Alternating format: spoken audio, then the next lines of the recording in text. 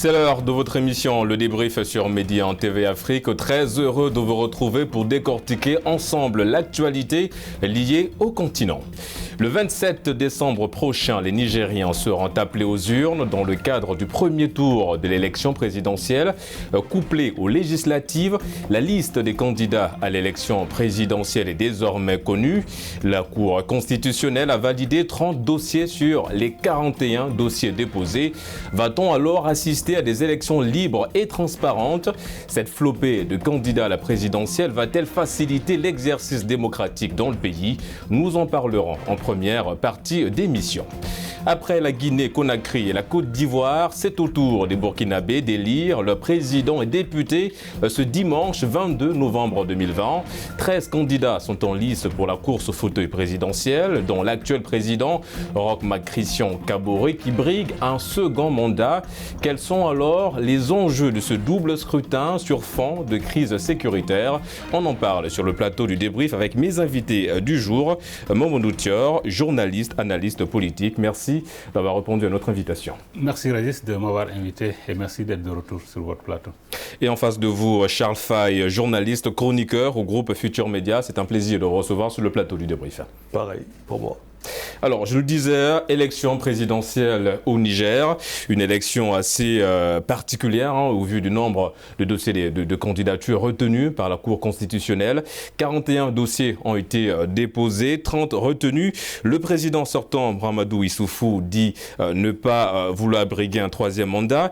Quelle analyse faites-vous de cette sortie du président nigérien et de sa gestion du pays pendant 2 mandats?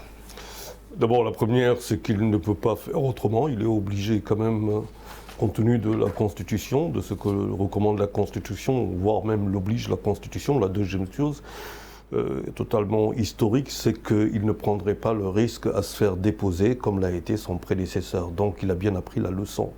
Maintenant, pour la gestion pendant ces deux mandats, on retiendra que quand même l'un des points faibles et communs entre les deux pays, c'est le terrorisme, mais devant lequel il est très difficile pour le Niger de faire face. Il suffit de voir le budget du Niger, de voir ses difficultés budgétaires aussi pour savoir que le Niger a besoin d'être accompagné en tout cas dans cette lutte contre le terrorisme, qui plus est rendu encore beaucoup plus difficile avec la Covid, la pandémie de la Covid. Exactement. Alors, M. Faye a parlé tout à l'heure de cette grosse tache noire, si on peut l'exprimer, parler ainsi, sur évidemment la question du terrorisme, une gestion qui a été difficile pour le président Mahamadou Issoufou. Pour rester accroché à la première question, quel bilan tirez-vous de sa gestion?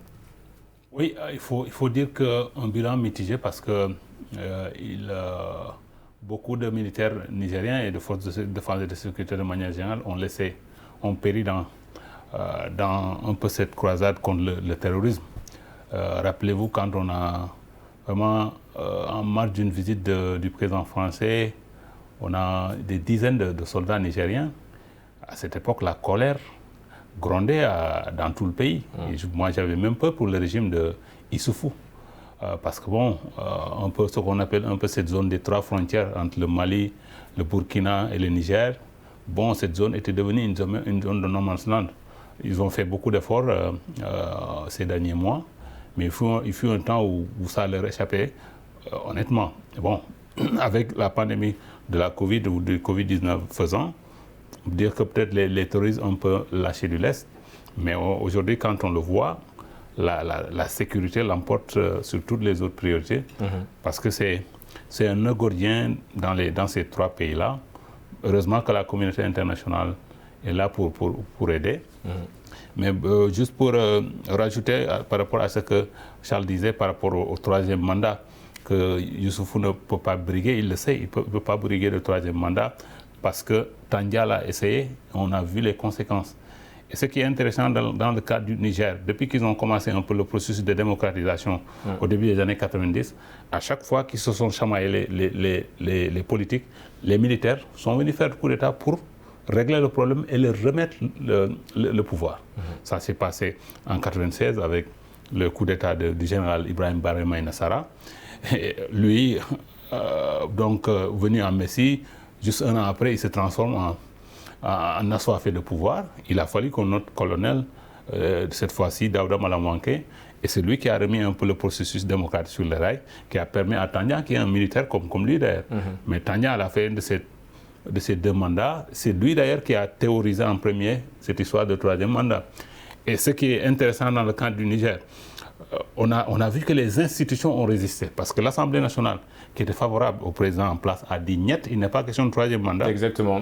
Il a dissous l'Assemblée, la Cour constitutionnelle a dit niet, il a dissous la Cour constitutionnelle. Donc ce qui restait, c'est les militaires. Les militaires ont pris leurs responsabilités. Et là, bon, dans la Constitution, c'est écrit noir sur blanc qu'on ne peut pas faire plus de 2 mandats. Et Issoufou et ses amis savent ce qui les attend s'ils essaient de passer outre. Justement, en parlant de coup d'État et d'instabilité, le Niger est un pays en prise à beaucoup d'instabilité institutionnelle. Doit-on s'attendre aujourd'hui à des élections libres et transparentes dans le pays? Libre et transparente, non. Moi, je fais partie de ceux qui pensent qu'elles sont déjà biaisées dès le début. Quand vous avez 30 candidats, dont certains ministres et directeurs nationaux qui ont démissionné au courant de cette semaine, on peut que voir une vaste mascarade. Comment peut-on, en tout cas, aller à une présidentielle en étant toujours en fonction à quelques, je veux dire, en plus, qui plus est dans l'appareil gouvernemental, jouissant des privilèges de, par exemple, je veux dire, en termes d'éthique et de moralité même, cela renvoie quand même à un certain jeu qui est en train d'être pratiqué. Bien entendu, il faut diviser les forces, c'est très fractionniste, mais ça renvoie à une école trotskiste que tout le monde connaît. Peut-être on ne prête pas souvent attention à l'application de certaines équations idéologiques qui s'appliquent là. Et c'est exactement ce qu'il fait. Donc aujourd'hui, 30 candidats, on aurait pu peut-être faire un peu comme au Sénégal, un parrainage qui aurait permis d'épurer un peu. Non, je pense qu'on va vers une mascarade parce que le candidat qui aurait pu être là n'est pas là aussi.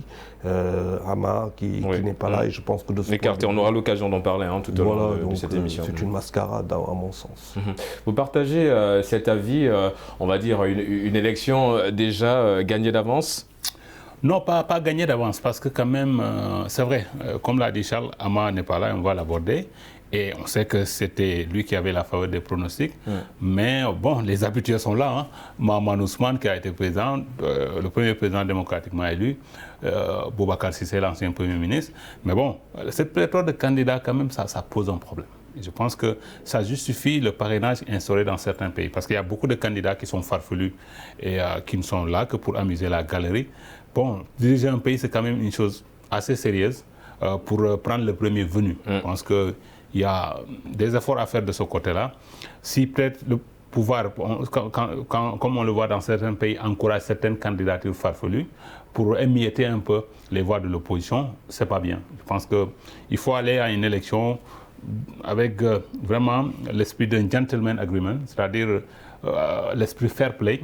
Savoir qu'une élection, on peut la gagner comme on peut la perdre. Et d'ailleurs, c'est très honorant quand on a fait 2 mandats de 5 ans, ça fait 10 ans au pouvoir. Et de sortir par la grande porte. Et un autre parti, parce que quand vous regardez les États-Unis qui sont devant de l'actualité, vous avez vu cet enthousiasme qui s'est manifesté dans les rues. Parce que quand par exemple, un régime ou un parti politique tient un pays pendant au-delà de 10 ans, ça commence à lasser. Donc il faut que les Africains puissent encourager, comme ça se fait dans un pays comme le Cap-Vert, 2 partis politiques qui un peu dominent la scène et qui savent que bon, au bout de 5 ans, l'un ou l'autre parti peut prendre le pouvoir. Et c'est ça qui fait marcher la démocratie. Parlons à présent de cette commission électorale. Alors, une nouvelle commission électorale nationale indépendante a été installée, dirigée par l'avocat Isika Souna, qui avait déjà présidé la commission en 1999. Pourquoi ce changement de dernière minute? Il faut voir la géographie électorale qui a été posée tout récemment et par rapport à tout ce que j'ai dit précédemment pour comprendre que je persiste qu'on est toujours dans un cas de mascarade qui ne dit pas son nom. Justement, on met toutes les conditions nécessaires pour que le candidat du pouvoir puisse passer et passer peut-être même dès le premier tour. Et c'est peut-être là que toute la question peut-être, je pense que c'est beaucoup plus de ce point de vue que la question peut être essentielle pour le Niger parce qu'on ne sait pas à quoi ça va aboutir, mais essentiellement vraiment, pour moi, je pense que les conditions sont mises justement pour un premier tour KO avec une CENI peut-être qui fera la même chose que dans un autre pays. On a assisté également à un double discours, hein, s'il faut aller dans votre sens, de la part évidemment du nouveau président, on va dire, de cette CENI-là, Issaka Souna, qui parlait évidemment d'être des élections libres et transparentes et qui promet en tout cas d'avoir des élections apaisées dans le pays. En tout cas, en ce qui concerne la CENI, il apporte en tout cas des précisions, mais des précisions qui sont quand même un petit peu, aux yeux des observateurs nigériens, pas très rassurantes. Oui, en fait, on a un gros problème avec un peu ces structures qui gèrent, que ce soit CENI ou Sénat ou truc, parce que dans leur composition, vous voyez la CEI en Côte d'Ivoire, ça pose problème. Et ce qui est regrettable, c'est que, bon, souvent les gens attendent après coup pour faire des changements. Et je pense que vous regardez dans le cadre de la Côte d'Ivoire, combien de fois les opposants ont dit que cette CEI-là n'est pas assez inclusive. Et tout le monde savait, la justice africaine a condamné, mais les gens n'ont pas rectifié. Donc, que faut-il attendre de cette nouvelle commission là au Niger? Oui, mais dans la composition, il faut faire en sorte que, parce qu'il y a une réalité dans certains pays, les CENI, les partis sont représentés. Donc, si par exemple, en termes de représentation, les choses sont assez biaisées, bon, ça éveille des soupçons dès le départ, et ça amène des tiraillements. Je pense que le régime, comme je le disais tout à l'heure, gagnerait, après avoir passé 10 ans au pouvoir, d'organiser des élections libres et transparentes, comme ça a été le cas il y a 10 ans. Quand Issoufou est arrivé, on a organisé un scrutin net, c'est pourquoi il a pu gagner. Donc si vous gagnez dans ces conditions-là, ne faites pas moins que ce que vous avez trouvé en place. Mais malheureusement, certains chefs d'État, quand ils arrivent, ils sont donc rivés sur comment conserver le pouvoir, alors que perdre le pouvoir n'est pas une honte. On va revenir sur la question de cette problématique de pléthore, hein, de candidatures. Thior en a parlé un petit peu dans son argumentaire. 30 dossiers de candidature retenus par la Cour constitutionnelle. Qu'est-ce que ce nombre vous inspire? Est-ce que c'est un exemple aujourd'hui de démocratie dans ce pays, par exemple? Oui, ça voudrait dire qu'on n'a rien compris à la démocratie. C'est pas parce que nous ne sommes pas d'accord sur un certain nombre de points que nous ne pouvons pas cheminer ensemble. On peut cheminer ensemble. Ces 30 candidats n'ont pas 30 projets différents. C'est pas vrai. Tout à l'heure, je vous disais qu'il y a des gens qui ont démissionné cette semaine pour pouvoir faire partie de cette présidentielle. C'est quoi leur projet? Non, le projet est très simple, le projet est visible. Il y a un président de la République, certes, qui ne se présente pas, mais qui a envie qu'un appareil qui en découle de cette présidentielle, de sa présidentielle. Vous savez, il faut faire la différence entre la présidentielle et la présidentielle des présidents. Les présidents africains, en général, organisent leur présidentielle et non pas la présidentielle. Ils ont leur candidat. Et ça dénote quand même d'une absence totale de respect de la démocratie et du choix des masses populaires. Qu'est-ce qui va se passer? Mais moi, je suis convaincu que la nouvelle CENI qui est là, elle est là pour prononcer dans le sens favorable, en tout cas au président sortant. En ce qui concerne évidemment son parti politique, le parti au pouvoir. Mais oui, parce qu'il y a Bazoum qui est là, et que, bon, c'est bien Bazoum, je crois. Voilà, Bazoum, je ne serais pas surpris que Bazoum soit proclamé président de la République dès le premier tour. C'est une tendance très forte, avec des 94% par-ci et par ailleurs des 50 et quelques pourcents. Ouais, Bazoum qui a été ministre, qui a démissionné ensuite. Voilà, donc voilà, je pense que nous allons vers ça. Mais quand vous dites que vous avez 30 candidats dans une présidentielle comme la nôtre, dans des pays qui ont des budgets qui ne font pas 2000 milliards, ça c'est à la limite risible, quoi. Est-ce que ce nombre de candidatures s'explique aussi par la création, l'avènement des partis politiques dans le pays, créés depuis plus de 10 ans? Oui, en Afrique, hein, c'est la palissade. Les gens créent facilement leur parti politique, mais je pense que, bon, c'est vrai, ça reflète un peu que le scrutin est inclusif. Parce que comme on l'a vu en Côte d'Ivoire, sur 44 dossiers, on a retenu que 4, c'est un problème ça aussi. Je pense que, comme je le dis souvent, une dizaine de candidatures, c'est à la limite acceptable. Parce que aussi, comme le dit Charles, hein, quand ça dépasse 15 candidats, on ne se retrouve même pas. On n'arrive pas à savoir quel est le projet de société. Oui. Et en termes même de choix des couleurs, c'est un casse-tête chinois pour un peu les organisateurs. Je pense que les gens gagneraient à se regrouper. Mais bon, c'est un peu l'idée aussi que les gens se font de la présidence. Il faut aller manger à la soupe. Donc, quitte à être un candidat farfelu, et peut-être après le scrutin, on tape un peu dans l'œil du pouvoir ou du président élu pour bénéficier d'un poste ministériel après. C'est ça qui anime beaucoup de candidats. Mais ce n'est pas pour devenir président de la République. Et c'est là où, bon, je le disais, il faut peut-être encourager parfois le parrainage, mais un parrainage juste et équitable, pas un parrainage pour mettre de côté les candidats à même de gêner le pouvoir en place. Mais c'est justement ça, c'est comme le dit Thior, hein, c'est là que l'idée même du patriotisme de la démocratie se pose encore en Afrique, quand on fait le jeu d'une présidentielle orchestré de main de maître par le président sortant qui ne se présente pas ou par un président qui se remet sur orbite. Et ça, c'est un problème sur lequel nous autres Africains devons réfléchir. C'est un problème sur lequel les organisations, qu'elles soient sous-régionales ou régionales, doivent réfléchir pour que, comme les États-Unis ou partout ailleurs, le système reste, ne change pas en fonction des ambitions, malgré les ambitions. Et ça, c'est très important. Ce qui est en train de se passer au Niger, je veux dire, me conforte dans l'idée que nous sommes devant une situation théâtrale où nous avons 30 candidats, dont peut-être une grande majorité. Et donc vous pensez que ce nombre va en tout cas freiner, sinon bloquer l'exercice démocratique dans le pays? Mais oui, parce qu'aujourd'hui, il y a un sérieux problème quand on n'a pas le principal ou l'un des principaux candidats qui est là, qui n'est pas présent. Que va faire? Qu'est-ce que les Nigériens vont-ils faire? Ils vont se retrouver quand même quelque part divisés, peut-être frustrés, avec des difficultés de choix à l'arrivée. Ils vont peut-être voter pour des gens pour lesquels ils n'avaient pas forcément envie de voter. Et dans cette affaire-là, le fractionnisme qui est apporté par le pouvoir fait que les Nigériens se retrouvent dans des difficultés, des choix de vote assez importants et pas forcément pour leur intérêt. C'est ça qui est dramatique. Alors 11 dossiers parmi les 41 déposés ont été écartés par la Cour constitutionnelle. Évidemment, celui du principal opposant, on en a parlé, Amadou a également été en tout cas écarté. Est-ce que c'est une stratégie du gouvernement, du pouvoir en place, pour écarter éventuellement un potentiel adversaire? Mais on va y venir, parce que surtout quand on a changé la loi pour dire que désormais, si on est condamné à juste 1 an, on ne peut pas être candidat. Parce que là auparavant, ce n'était pas ça. Donc c'est une loi qui est taillée sur mesure contre Ama Amadou. Et il faut le dire.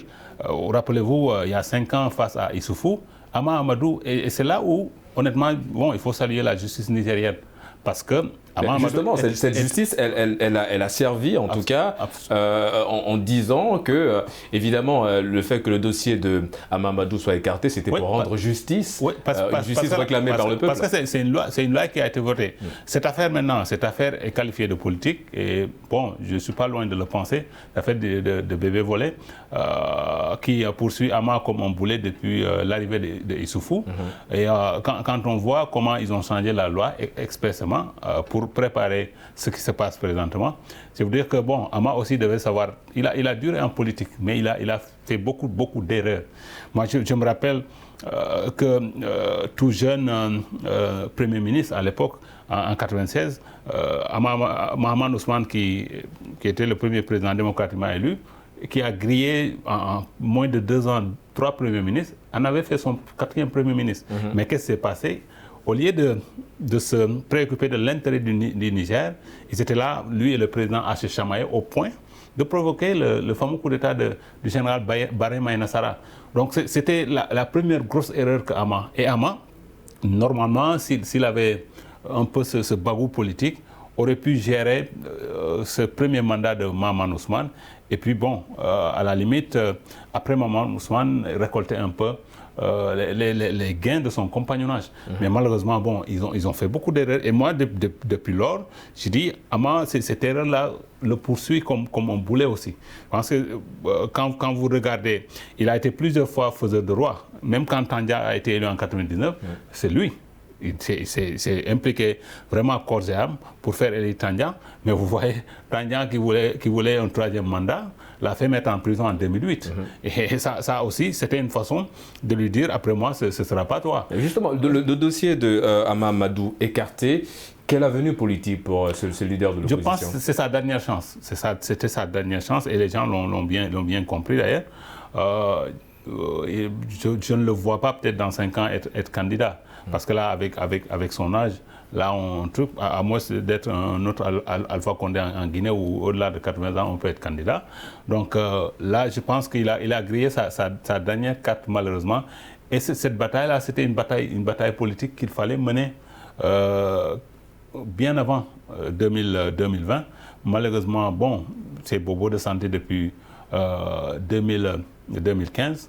Peut-être ne lui ont pas permis, parce qu'il devait faire la navette entre la France et le Niger, ne lui ont pas permis peut-être de... Et entre-temps aussi, le pouvoir en place ne lui a pas facilité la tâche, parce qu'ils ont fait... ils ont créé une scission au sein de son parti. Oui. Et là, Ama Amadou, finalement, le Modem Falumana qu'il dirige, est dirigeant, qui est en 2 blocs, qui se regardent un peu anciens de faïence, mais ça, c'est le pouvoir en place qu'il a encouragé pour fragiliser Ama Amadou. Et en parlant de cette élection au Niger, quels sont les enjeux phares de cette présidentielle? On a souligné en amont un petit peu l'enjeu sécuritaire, mais quels sont d'autres enjeux de cette présidentielle? Moi, je n'en vois qu'un seul, c'est de maintenir au pouvoir, que le pouvoir se maintienne et qu'il y reste. C'est peut-être pas Issoufou, mais ce sera quelqu'un de son camp, c'est tout. Et que lui, derrière, peut-être le scénario imaginé en Mauritanie se réalise pas comme il est actuellement. Je pense que c'est plutôt cela, il n'y a pas d'autres enjeux, à mon sens. L'un des enjeux qui me semblait beaucoup plus important, c'est peut-être ce rendez-vous que le Niger est en train de rater avec quelqu'un qui doit être très bon pour que tous les présidents lui aient fait la guerre. Parce que c'est justement ça, peut-être l'une des grandes questions. Comment se fait-il que Hama ait été aussi combattu qu'il l'a été jusqu'à aujourd'hui? Il doit être sacrément bon. Et c'est peut-être l'un des rendez-vous pour moi. J'aurais aimé le voir participer dans cette affaire. Maintenant, pour le reste, Issoufou se maintient au pouvoir par procuration et le biais de quelqu'un d'autre qui s'appelle Bazoum. Mais tout le combat, à mon sens, est là. C'est pas avec avec 2000 milliards ou moins de 2000 milliards qu'on fait face au terrorisme et qu'on met en place une lutte optimisée en tout cas contre le terrorisme. J'ai un grand respect pour les 30 candidats, hein, mais quand vous regardez un peu les différents profils, honnêtement, Ama émerge du lot. Et c'est là où il faut avoir... Justement, certains observateurs disent que ça a été un casting fait au choix pour faciliter justement l'accession, comme Faïl l'a souligné. On ne peut pas l'écarter, c'est-à-dire faciliter carrément le candidat du pouvoir, Mohamed Bazoum, ancien ministre de l'Intérieur. Parce que bon, quand vous regardez les différents profils, peut-être à part Maman Ousmane qui a été ancien président et qui est en perte de vitesse, il y en a aucun autre ne fait le poids. Donc là, si Ama Amadou était dans les starting blocks, je pense que c'est un plus que ça a apporté. Et on donnait aux Nigérians au moins, comme on dit, l'embarras du choix. Parce que bon, quand vous regardez, il y a 30 candidats, mais bon, quel candidat? Alors l'attente, évidemment, elle est très grande du côté de la population nigérienne. Quel serait, selon vous, le premier défi du futur président? La sécurité. Je pense que c'est un énorme défi. D'autres questions essentielles. Mais bon, le Niger ne tient pas son avenir et son destin en main, il faut le savoir aussi.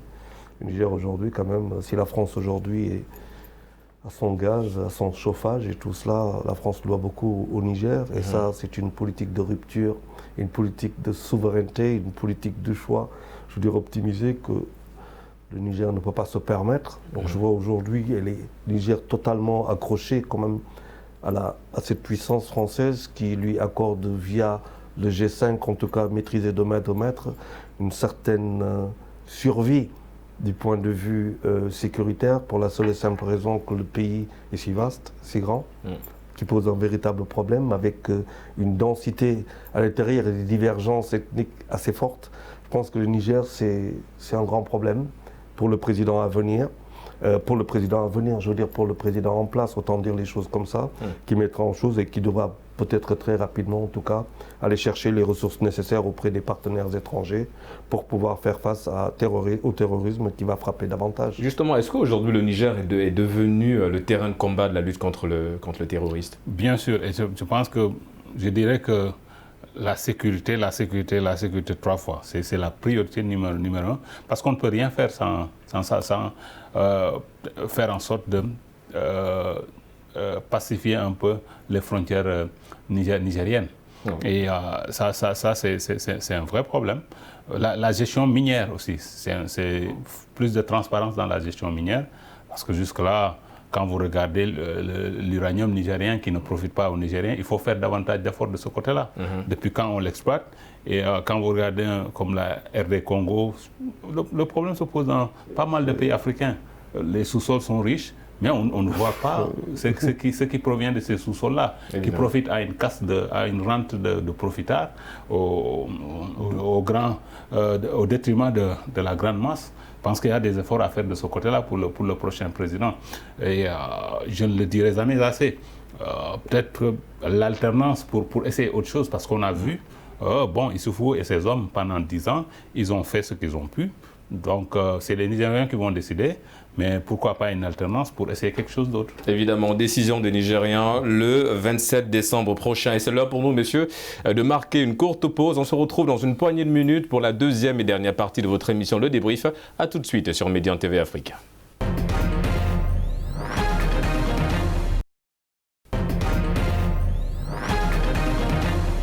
De retour sur le plateau du débrief pour la deuxième et dernière partie d'émission.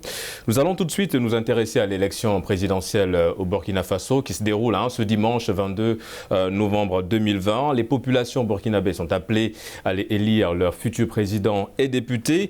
Un double scrutin au Burkina Faso. Cette fois-ci, tout le monde a décidé d'y aller. Pourquoi ces élections revêtent-elles un caractère assez important, crucial pour les Burkinabés? On va revenir sur le terme sécurité. Je pense qu'il est assez important, même ce qui est l'une des tâches noires par contre de Kaboré, qui a essayé de faire des efforts, mais qui sur cette question véritablement a rencontré des problèmes. Voir aussi quelque part une certaine nostalgie qui est exprimée par un certain Ouedraogo par rapport à un comparé. Il reconvoque le passé. Est-ce que les Burkinabés aujourd'hui ont-ils envie de regarder dans le rétroviseur? Et nous avons quelqu'un d'autre, Zafirin, je crois, qui a un tout autre discours. Non, je pense qu'aujourd'hui, véritablement, les Burkinabés vont-ils aller à l'aventure par rapport ou retourner dans le passé, ou faire confiance à un Kaboré quand même qui plus ou moins à essayer de gérer une situation et qui quelque part même dans le budget montre une certaine ambition pour le Burkina. Je pense que c'est une question assez difficile aujourd'hui pour les Burkinabés, mais bon, peut-être que Kaboré, peut-être qu'il a de bonnes chances. Kaboré, son premier mandat assez mitigé quand même. Oui, mi raisin. Bon, il a essayé, mais bon, comparé aux Nigériens, les Nigériens quand même, ils se font plus lotis et mieux loti que Kaboré, parce que Kaboré, son échec, ça se manifeste par cet appel qui a été fait à ce qu'on appelle les milices d'autodéfense, notamment les Kolego, qui font régner la terreur un peu à l'intérieur, parce qu'ils se sont rendus compte que les forces de défense et de sécurité étaient débordées. Et il y a eu même des attaques récemment. Donc, pendant 14 soldats, voilà, on va en parler. Beaucoup d'éléments des forces de défense et de sécurité ont été tués. C'est vraiment, son mandat a été jalonné par ça. Cette fois-ci, il est un peu handicapé quand même parce qu'en 2015, il a gagné facilement les élections parce qu'il était entouré de deux messieurs qui étaient quand même de vieux briscards politiques. Le regretté Salif Diallo, l'ancien président de l'Assemblée nationale, parce qu'ils ont rompu les amants ensemble, et Simon Compaoré. Simon est un peu en retrait par rapport à la gestion des affaires. Et là, bon, Roch, Marc-Christian Carbo est un peu esselé. Certes, il y a eu de nouvelles têtes, mais bon, ces deux-là, quand même, c'était des têtes à penser quand ils étaient au CDP, Congrès pour la démocratie et le progrès du temps de Compaoré. Et quand ils ont rompu ensemble les amarres, donc ça leur a permis un peu de savoir comment manœuvrer pour gagner une élection. Mais cette fois-ci, bon, on ne sait jamais, il est le président sortant, mais il a fort à faire parce qu'en face, on prend les mêmes et on recommence. Les Ablassé Ouedraogo, les Zéphirin Diabré. Zéphirin Diabré, je pense que cette fois-ci, ça doit être la DER parce qu'on ne peut pas éternellement aller à une élection pour perdre. Je pense que, bon, dans le discours et dans les propositions, il doit faire en sorte, peut-être, comme c'est le chef de l'opposition, de mieux convaincre les Burkinabés et pourquoi pas ravir la vedette à Roch-Marc Christian Kaboré. En parlant de la population burkinabé, évidemment, Thior l'a souligné dans son argumentaire, on a parlé de cette population. Kaboré, qui a assuré la transition, ensuite a été élu en 2015. Que demandait exactement la population en 2015 lorsqu'ils ont procédé à l'élection de Kaboré? Est-ce que les attentes sont toujours les mêmes aujourd'hui? Oui, il y avait d'abord peut-être ce renouveau, ce vent de renouveau, en finir avec un pouvoir qui était là depuis très très très longtemps. Peut-être que c'était d'abord ça, tourner la page.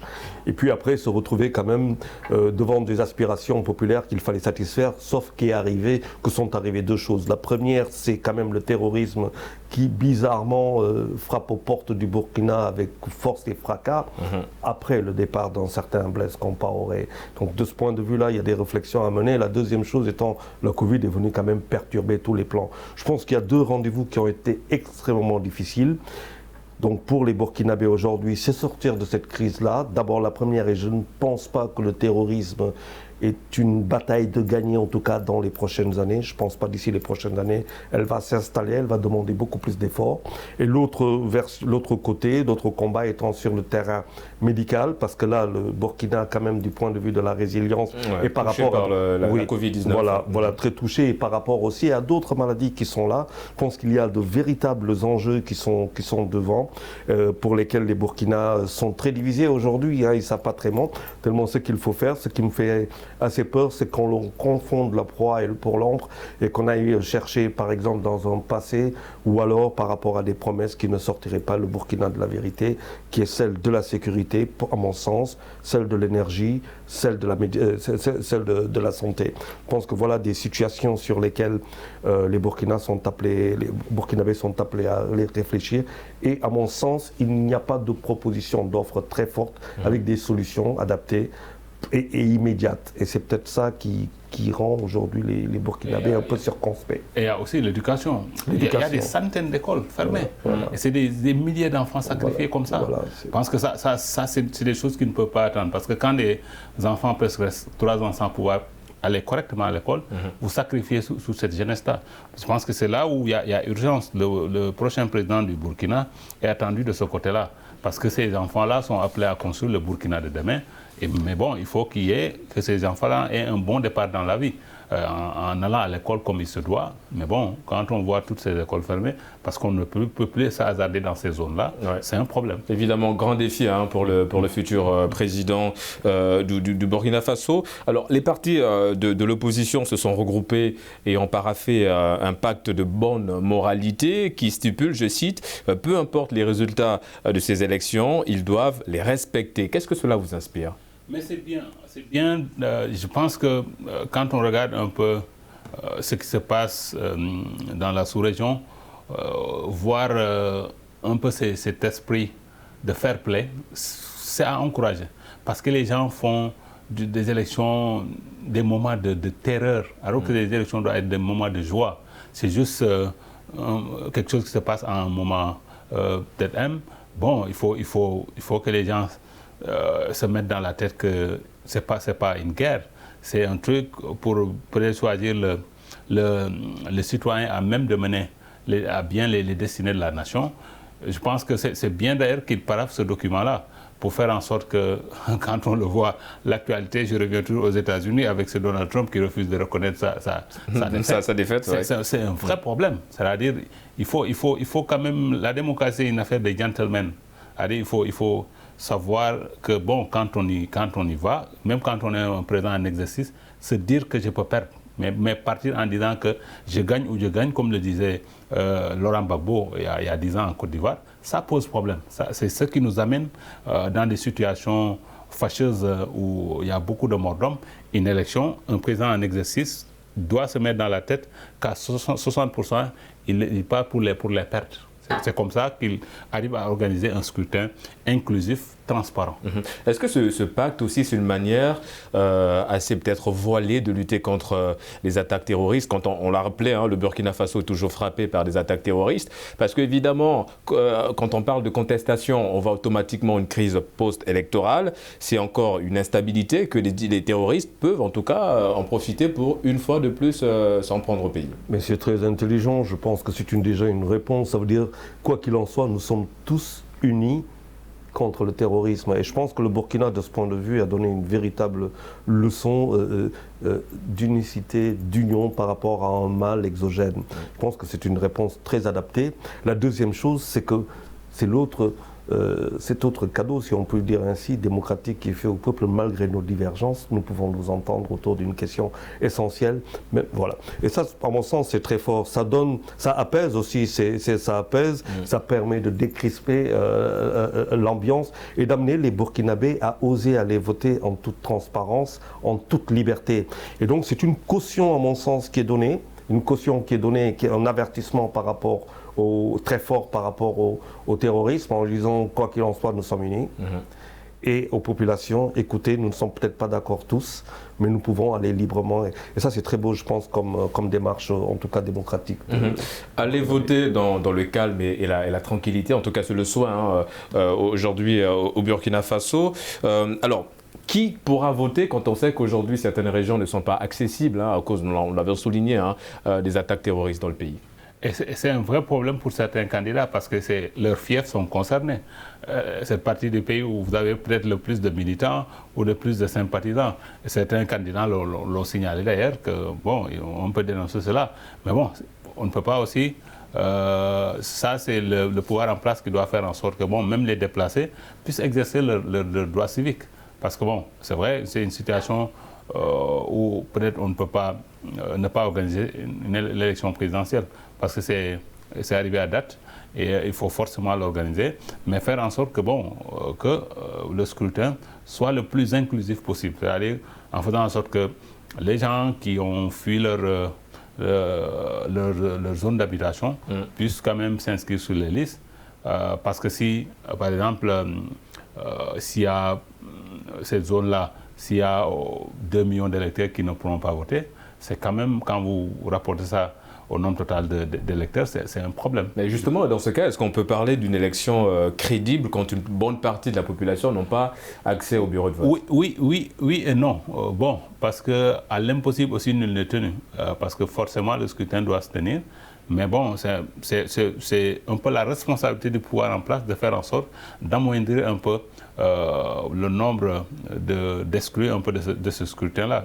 Et ça, c'est dans l'organisation, parce qu'on a 5 ans pour organiser un scrutin, on n'attend pas à la dernière minute. Parce qu'on sait que le problème, l'insécurité est là depuis que presque le président Roch est arrivé. Parce que rappelez-vous, presque moins d'1 mois après son installation, il y a eu cet attentat en plein cœur de Ouagadougou. Donc les terroristes avaient annoncé la couleur et le président Roch savait à quoi s'attendre. Alors, on parle évidemment de cette élection présidentielle qui se déroule en ce moment au Burkina Faso. Le MPS de Yacouba Zida a en tout cas mené une campagne de proximité sans son leader politique. Quel est l'avenir de ce parti au Burkina Faso? Je pense que il tente une voie qui n'est pas évidente, mais à mon sens, c'est pas tant dans le discours qu'il essaie de transmettre. Ce n'est pas tant dans le projet populaire qu'il essaie de transmettre. Il essaie d'exister, tout simplement. Exister dans l'imaginaire populaire. Il a ses chances? Ces chances difficiles quand vous existez dans l'imaginaire, mais par rapport à des questions qui sont absolument concrètes, on vous attend. Et c'est de ce point de vue-là, peut-être qu'il peut avoir des manquements assez sérieux. Je pense qu'il essaie d'exister, point final, pour pouvoir peut-être après, capitaliser, à mon sens, mais pas véritablement par rapport à des ambitions très précises dans cette présidentielle. Il doit être courageux, en fait. Quand on veut être candidat à une présidentielle, bon, il est sous la menace d'une arrestation. On rappelle toujours en exil. Hein. Oui, il est en exil, mais il faut saluer le fait que sa candidature soit acceptée. Parce que dans d'autres pays, pour moins que ça, la candidature a été invalidée. Donc là, il faut saluer le comportement de la justice burkinabé. Donc le reste, c'est Isaac Yacouba Zida qui doit prendre le risque. Parce qu'un politicien, c'est des risques. Voir s'il rentre au pays.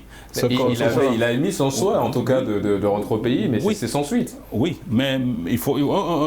un politicien a plus d'un tour dans son sac. Il existe.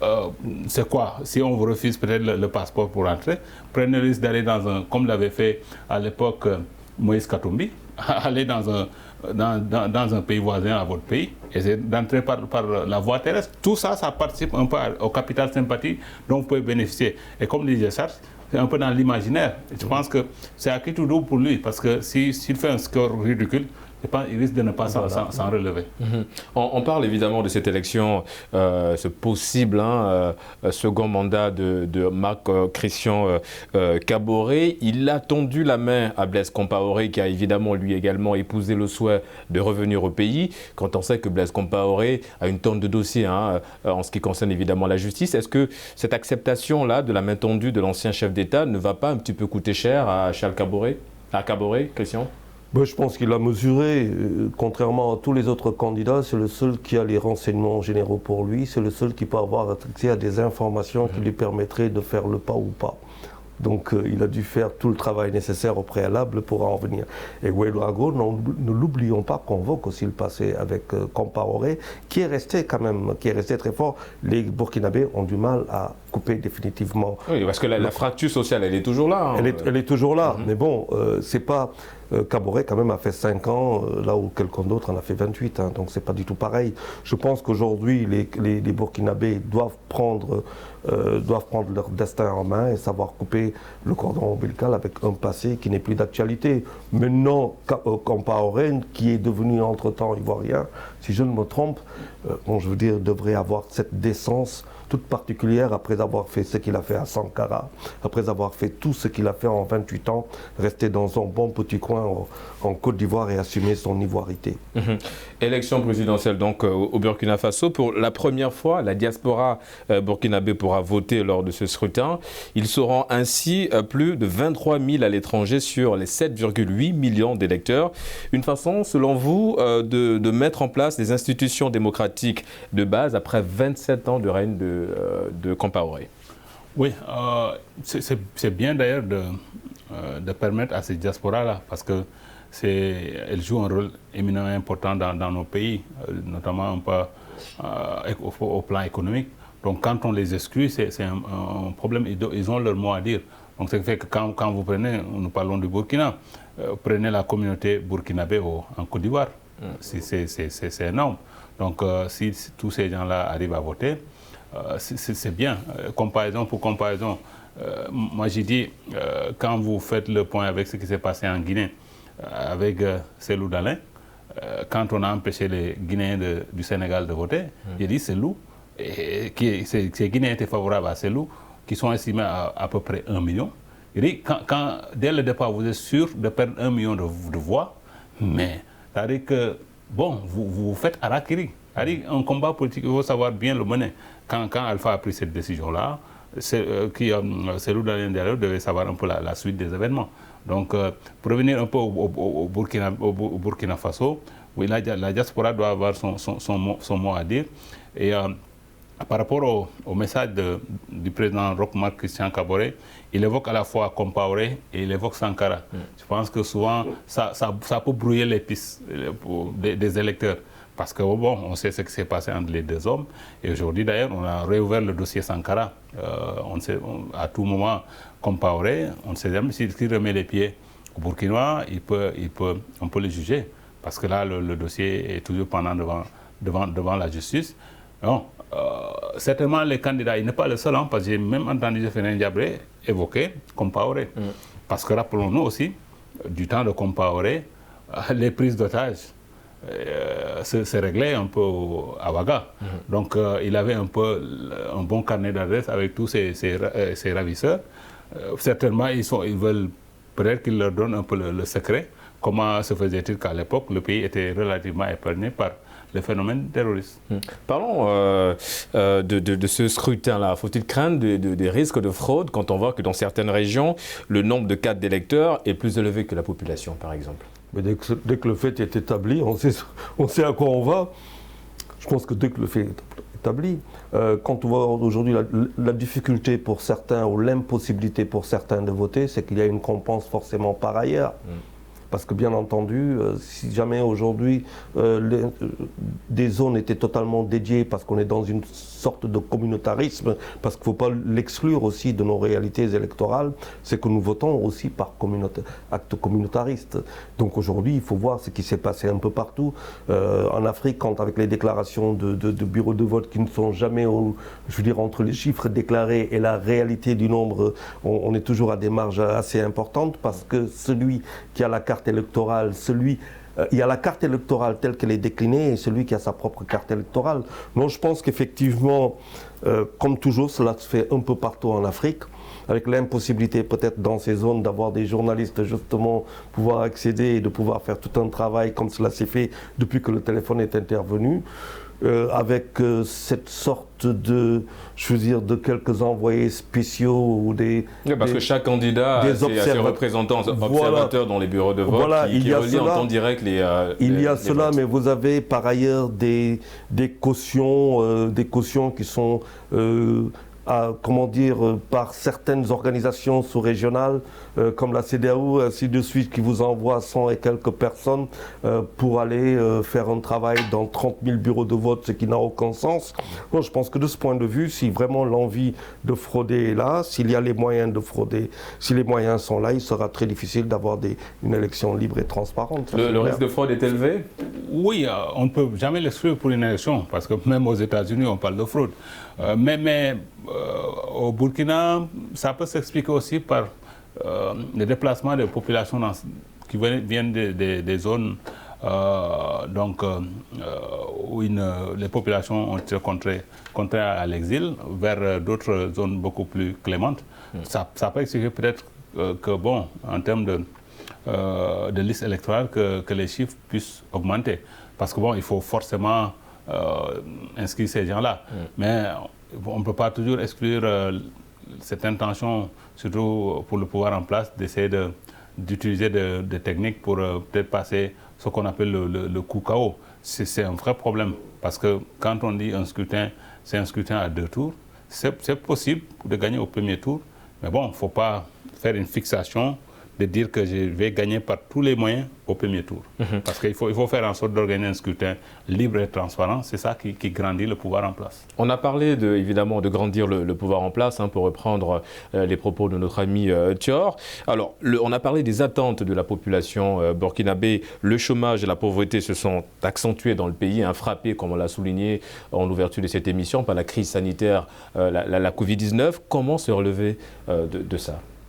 Par la production économique, une très forte production. Tous nos pays, qu'il s'agisse du Sénégal et de tous les autres pays, vivent essentiellement des taxes douanières et d'importation, donc, et de la fiscalité. Nous n'avons pas une production très forte, qu'elle soit agricole, nous n'avons pas de transformation très forte dans l'agrobusiness, dans l'industrie, ce qui fait que tout ce pays se retrouve devant la même réalité économique. La tendance devra s'inverser avec un secteur privé beaucoup plus fort, accompagné, encadré juridiquement, voire même avec des plans Marshall. Quand on a fait par exemple le plan Marshall, il n'est pas fait pour le monde, il est fait pour les États-Unis.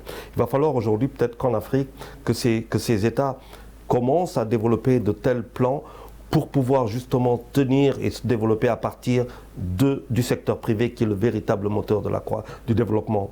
On parle souvent de croissance, on parle de beaucoup de choses, mais quand vous n'avez pas une souveraineté monétaire, quand par exemple votre politique monétaire est définie à partir de la France parce que tout simplement elle ne garantit pas seulement votre monnaie, mais parce que, bon, c'est là depuis la colonisation, ça pose un problème. Je pense que le véritable souci aujourd'hui, que ce soit de Kaboré ou de tous les autres chefs d'État qui viendront, ce sera de faire du secteur privé un véritable moteur.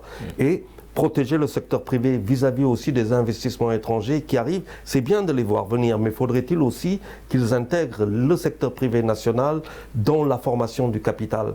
Tout ça sont des questions qui sont éminemment importantes à mon sens, avec des banques qui soient véritablement burkinabées, sénégalaises ou autres, qui en nombre soit assez conséquent. Quand on vous dit aujourd'hui que 60% de taux de bancarisation et au Sénégal par exemple est marocain, vous imaginez que le reste est français et nigérian et que les Sénégalais ne sont pas là, vous allez dans d'autres pays, c'est exactement pareil, la France qui se retire par rapport à les banques qui se retirent. Voilà, quoi. En France on a vu, au Mali je crois, c'est SGBS, c'est peut-être... Voilà, ça pose beaucoup de problèmes sur lesquels doivent s'arrêter un instant, pas seulement les hommes au pouvoir, les gens au pouvoir, mais toute la classe politique africaine. Je pense que c'est là le véritable défi. Le véritable défi. 2600 milliards de budget ne peuvent faire l'affaire du Burkina Faso. Ce n'est pas possible.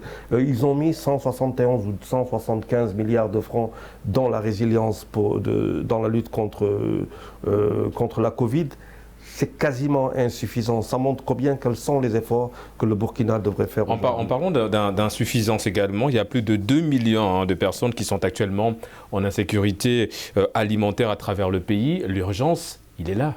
Absolument. Et il faut reconnaître quand même au Burkinabé, ils ont fait beaucoup d'efforts en termes de consommer local.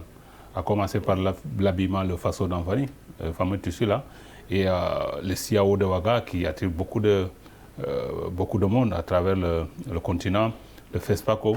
Donc il y a beaucoup d'initiatives. Malheureusement, bon, ces dernières années, l'insécurité grandissante n'a pas permis peut-être de mieux faire un bond en avant de ce côté-là.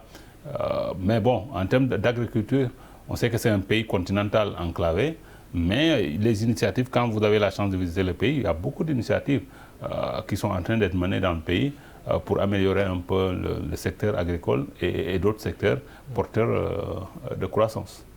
Alors on a parlé du chômage, je pense que ça reste la priorité quand on voit que le Burkina Faso a une population très jeune.